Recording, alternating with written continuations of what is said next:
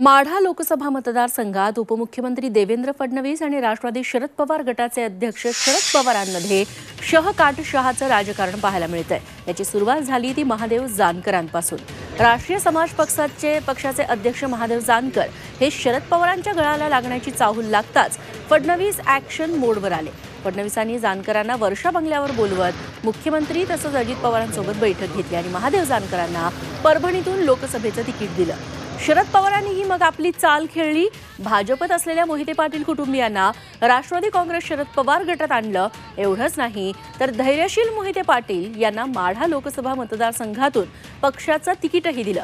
पाठोपाठ धनगर समाजाचे नेते उत्तम जानकरांनाही आपल्याकडे खेचलं। धैर्यशील मोहिते पाटील आणि उत्तम जानकरांच्या रूपानं भाजपला हादरे बसल्यावर फडणवीस ॲक्टिव्ह मोडवर आले। माळशिरसमधील मोहिते पाटील विरोधी सर्वपक्षीय आघाडीला फडणवीसांनी महायुतीत खेचलं, तर आता विठ्ठल सहकारी साखर कारखान्याचे अध्यक्ष अभिजित पाटील महायुतीच्या वाटेवर असल्याचं समजतंय। दुसरीकडे फडणवीसांनी मास्टर स्ट्रोक खेळत काँग्रेसच्या धवलसिंग मोहिते पाटलांना गळाला लावलं।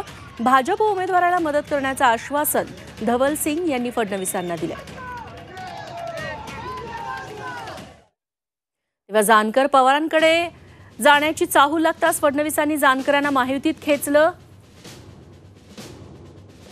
महादेव जानकरांना महायुतीमध्ये खेचत परभणीतून त्यांना लोकसभेचं तिकीट महायुतीनं दिलं।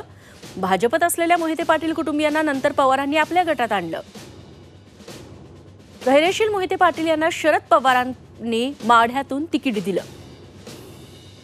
रामराजे नाईक निंबाळकर वगळता सर्व कुटुंबियांचा धैर्यशील मोहिते पाटील यांना आता पाठिंबा आहे।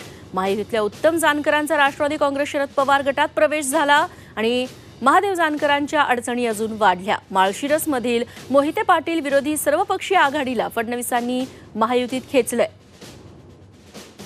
विठ्ठल सहकारी साखर कारखान्याचे अध्यक्ष अभिजित पाटील हे देखील महायुतीच्या वाटेवर असल्याची चर्चा सुरू आहे। फडणवीसांचा माढ्यातही मास्टर स्ट्रोक बघायला मिळाला। काँग्रेसच्या धवलसिंग मोहिते पाटलांना त्यांनी गळाला लावलं।